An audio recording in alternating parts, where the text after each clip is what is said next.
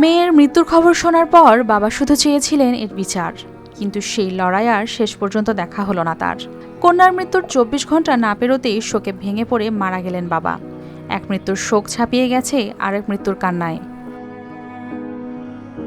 সাতক্ষীরার কালীগঞ্জ উপজেলার রঘুনাথপুর গ্রামে গৃহবধূ সানজিদা খাতুনের রহস্যজনক মৃত্যু হয়েছে গেল ৮ মে রাতে।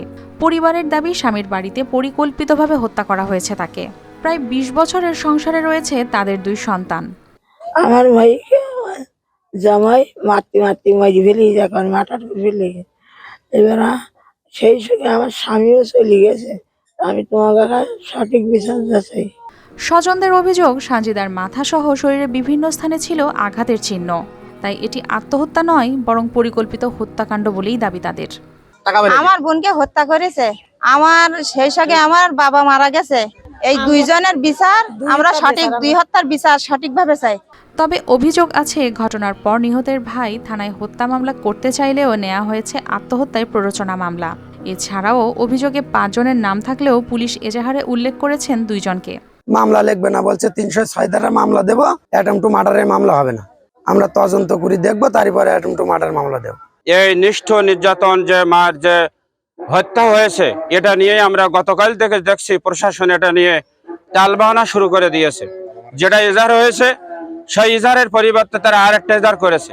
স্থানীয়দের দাবি, একদিকে মেয়ের মৃত্যু শোক, অন্যদিকে বিচার না পাওয়ার আশঙ্কায় স্ট্রোক করে মারা যান কেরামত আলী। এর বাবা গতকাল থেকে এই খবর শুনে দুপুরের পরে যে কেস হলো একরকম আর সই নিছে আর এরকম, এত বড় অন্যায় অবিচারের কারণে তার বাবা স্ট্রোক করে মারা গেছে। এই ঘটনাকে কেন্দ্র করে মানববন্ধন ও বিক্ষোভ করেন স্থানীয়রা। সেখানে তোলা হয় ওসি ও অতিরিক্ত পুলিশ সুপারের অপসারণের দাবি।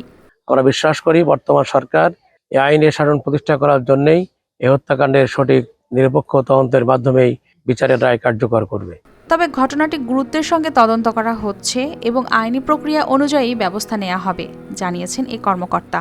এটা সঠিক তদন্ত হবে, তদন্তে যাদের সম্পৃক্ততা পাওয়া যাবে এবং ওই সম্পৃক্ততা পেলে অবশ্যই তাদের নাম এই মামলায় পুলিশ রিপোর্টে যাবে। আমি আপনাদেরকে এটা এনশিওর করছি, এটা 100% সঠিক তদন্ত হবে। একদিকে মায়ের নিথর দেহ, অন্যদিকে নানার মৃত্যু। ছোট 2 শিশুর চোখে এখন শুধুই শূন্যতা। আর পুরো কালীগঞ্জবাসীর একটাই দাবি, সানজিদা ও তার বাবার এই মৃত্যুর ন্যায় বিচার আদৌ মিলবে তো? News desk, RTV।